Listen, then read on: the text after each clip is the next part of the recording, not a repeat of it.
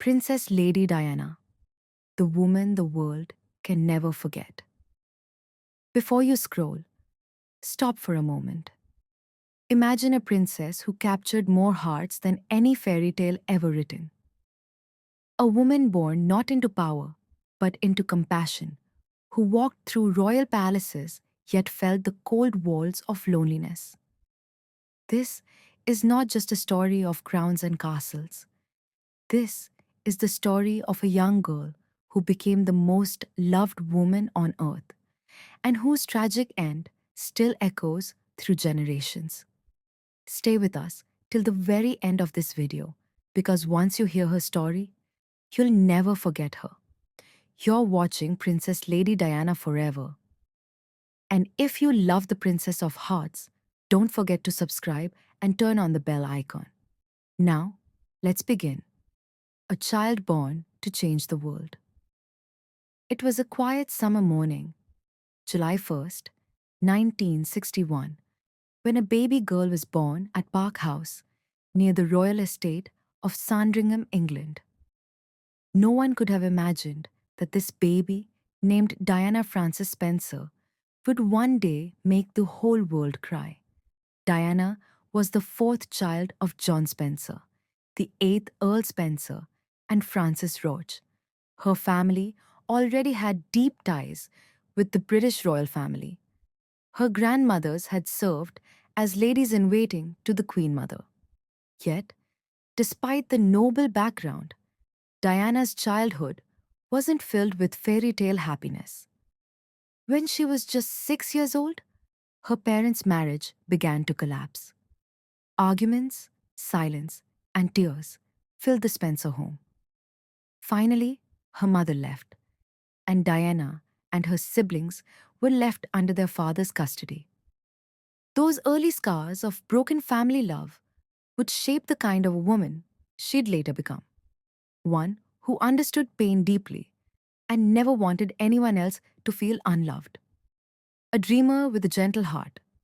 Growing up, Diana was known not for her grades, but for her kindness. She loved children, animals, and helping others.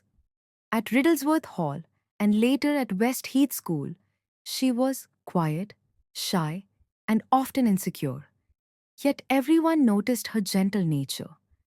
She loved ballet and dreamed of becoming a professional dancer. Teachers remembered her as a girl who always offered comfort to those crying in corners or struggling with studies. Little did they know, the same girl would one day comfort entire nations. When Diana was a teenager, her father inherited the title of Earl Spencer, and the family moved to the Grand Althorp estate. But Diana remained simple and down to earth. She worked as a nanny, dance instructor, and kindergarten assistant, living a modest life in London with her roommates.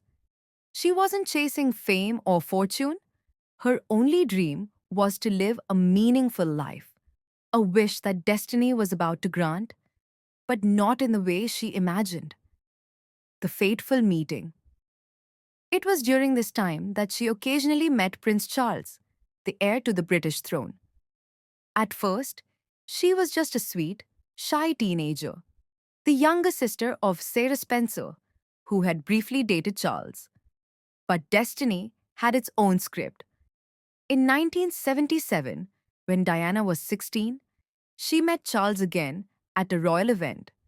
She later described it as a simple, almost ordinary moment, yet it would change her life forever. Charles found her innocence and kindness refreshing, far different from the world of formality he was used to. Soon, the media began to whisper, "Who is this shy young woman who has captured the prince's attention?" Diana's world was about to transform, from a quiet life in a London flat to the global spotlight of royal destiny. If you're enjoying this story so far, make sure to hit the like button and subscribe to Princess Lady Diana Forever, where we bring you the real stories behind the world's most beloved princess. The royal engagement and fairy tale wedding. By the late 1970s, the British media was obsessed with Prince Charles's love life. At 32 years old, he was the most eligible bachelor in the world, and the country was impatient to see him marry. In 1980, Charles and Diana met again at a friend's country weekend. She was just 19 years old, cheerful, innocent, and refreshingly unpretentious. Charles later said that her fun and laughter were what drew him in. She was unlike anyone else he knew. After a few private meetings and royal family dinners, Charles began to show interest. The press soon picked up on it, and Diana's life changed overnight. Paparazzi followed her everywhere, outside her apartment, her work, even when she went shopping. The shy young nursery teacher had suddenly become the most photographed woman in Britain. The proposal. In February 1981, Prince Charles proposed to Diana at Buckingham Palace. He didn't kneel. There were no roses, no candlelight. It was a quiet moment between two people living in completely different worlds. He asked her to be his wife. She said yes without a second thought, believing she had found love and destiny all in one. But when a reporter later asked Charles, "Are you in love?" he smiled awkwardly and said, "Whatever in love means." Those four words would haunt Diana for years to come. Still, the world only saw the magic, not the cracks. The engagement ring, a stunning 18-carat sapphire surrounded by 14 diamonds, became one of the most famous rings in history. The wedding of the century. On July 29, 1981, the world stopped to watch a fairy tale come alive.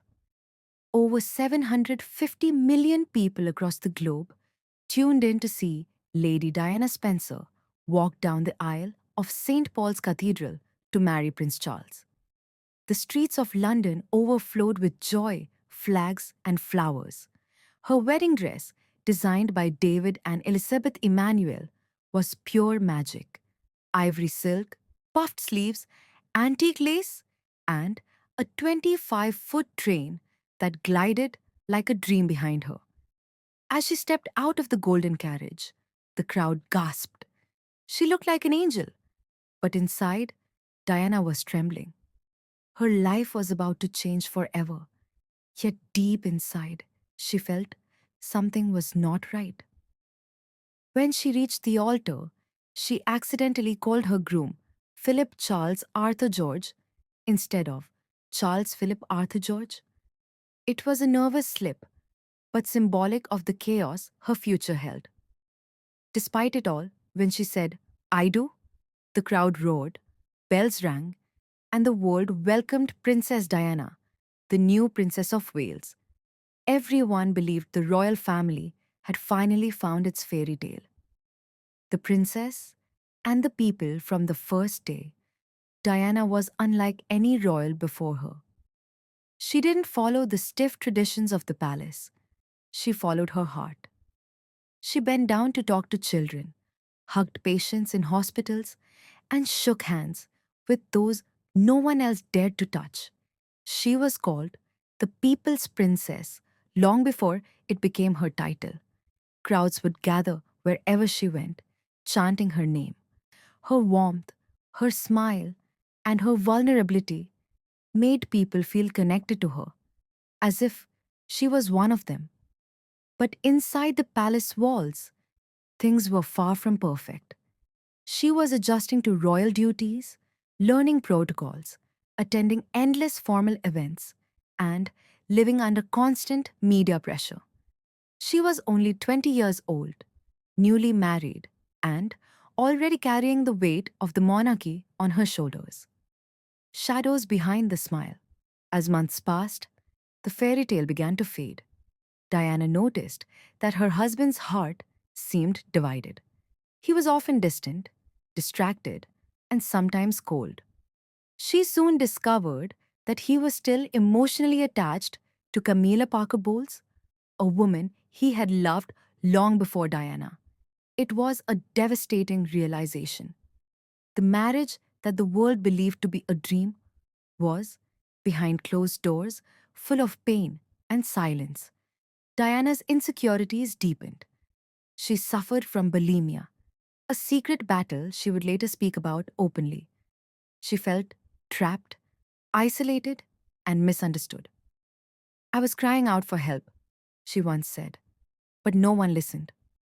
Still, she continued to play her royal role with grace. To the world, she was the perfect princess, beautiful, elegant, and compassionate. But behind that dazzling smile was a woman breaking silently. A mother's love. When Diana gave birth to Prince William in 1982, she found new purpose. Becoming a mother brought her joy like nothing else ever had.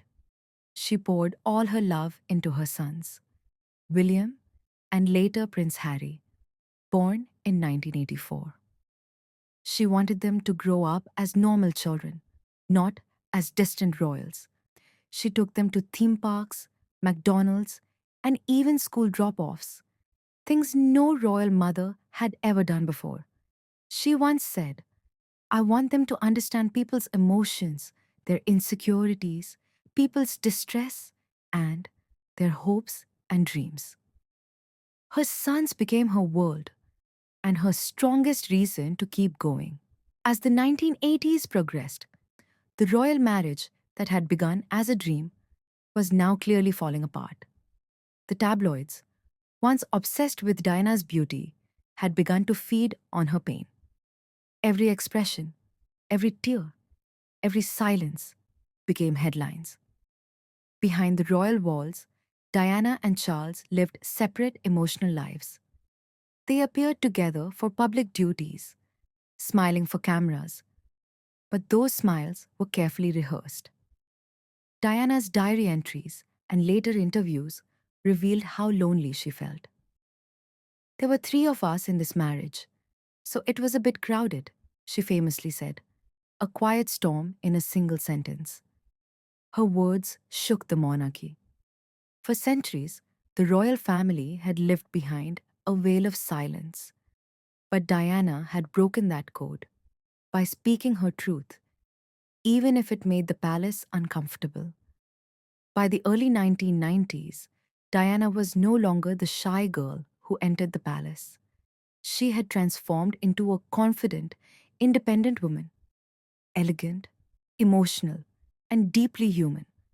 She began attending events on her own, making her own speeches, and focusing on causes close to her heart. Her compassion reached those society had forgotten: the sick, the poor, and the outcast. In 1987, she did something no royal had ever done.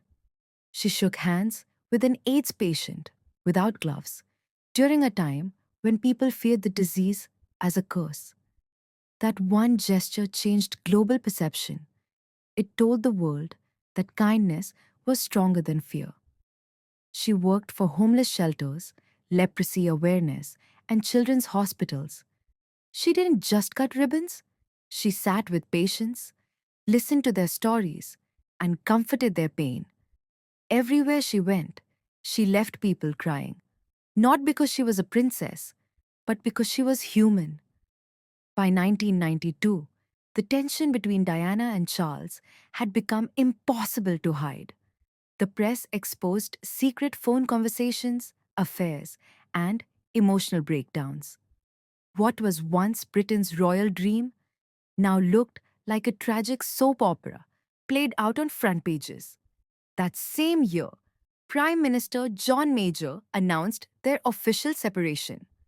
The palace tried to maintain dignity, but the world already knew the truth. The fairy tale had ended. Still, Diana continued her public work with grace. She attended charity events, smiled for the cameras, and focused on her children. But privately, she was healing, slowly rebuilding the pieces of her shattered confidence.